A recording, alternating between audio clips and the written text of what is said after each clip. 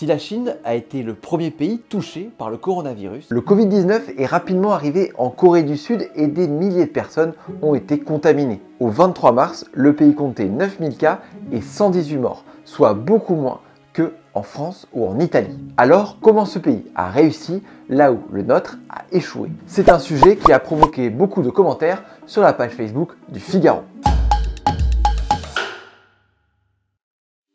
Si la Corée est bien préparée, c'est peut-être parce qu'elle a l'habitude. Les pays asiatiques en général se rappellent des deux précédentes épidémies de coronavirus. La première, c'est celle du SRAS qui a lieu en 2003, surtout en Chine et à Hong Kong. Puis en mai 2015, la Corée du Sud est très touchée par un nouveau coronavirus bien plus virulent, le MERS. Dans le pays, il y avait eu 185 cas et 36 morts. Une situation qui a été vécue comme un traumatisme et dont les autorités ont eu beaucoup de mal à prendre la mesure. On a frôlé la catastrophe.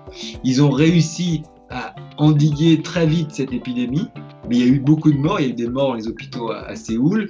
Ça a été un peu une répétition générale. Ils ont vu, eux, ce que c'était que la menace d'un virus extrêmement virulent. Grâce à cette expérience, la Corée du Sud a réagi très vite au déclenchement de l'épidémie de Covid-19. Le pays a été l'un des premiers touchés. Début février, un foyer a rapidement émergé à Daegu, dans le sud du pays. Et le gouvernement a mis en place une importante campagne de dépistage en s'en donnant les moyens. Très vite, quand ils ont vu ce qui se passait en Chine, ils se sont dit, premièrement, il faut qu'on développe notre propre test, non pas le test que les Chinois avaient développé, donc autonomie. Et deuxièmement, ils ont tout de suite, des entreprises de pharmaceutiques se sont lancées dans une course contre la montre pour monter un kit de test opérationnel très rapidement. Ça a pris 2-3 semaines et au même moment, les autorités ont parfaitement joué le jeu. L'homologation, normalement, d'un nouveau test, ça prend à peu près 1 an. Là, ils l'ont fait en 1 semaine. Aujourd'hui, quelques 18 000 tests par jour sont effectués. Et si les soupçons pèsent sur une personne, elle est systématiquement dépistée. Dès qu'une personne est déclarée comme ayant le virus, ils vont récupérer entre 20 et 50 personnes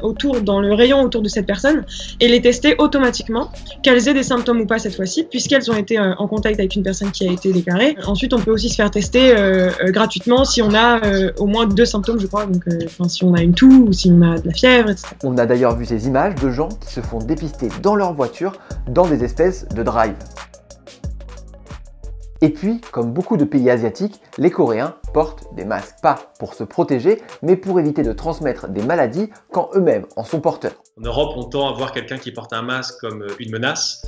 En Corée du Sud, c'est tout l'inverse. Porter un masque, c'est montrer son respect pour la communauté, son respect pour ses voisins. C'est montrer que même si on a des symptômes grippaux, on fait tout pour éviter de contaminer les autres. Et ça, c'était quelque chose qui a manqué en France. Vous ne pouvez pas aller dans les lieux publics sans avoir un masque, vous ne pouvez pas prendre un transport public. Ce matin, j'ai dû partir en catastrophe, je devais aller prendre le bus et en retard, je suis revenu en arrière parce que je me suis rendu compte, oh, j'ai oublié mon masque, je ne peux pas prendre le bus sans masque. Et la réponse de la Corée du Sud face au Covid-19 est aussi technologique, puisque le pays utilise aussi les données personnelles de ses habitants pour contenir la propagation du virus. Quand une personne est repérée, le gouvernement envoie un message aux citoyens avec l'itinéraire exact de la personne contaminée. On vous dit à 18h il était dans telle supérette, à 20h il a mangé dans telle pizzeria et on invite la population qui a peut-être croisé les pas de cette personne d'appeler un numéro téléphonique où là on va tout de suite être mis en relation avec des gens qui vont dire est-ce que vous avez des symptômes et éventuellement s'il y a des symptômes qui persistent, on va vous demander de vous tester. Résultat, en Corée du Sud, dans la majorité du pays,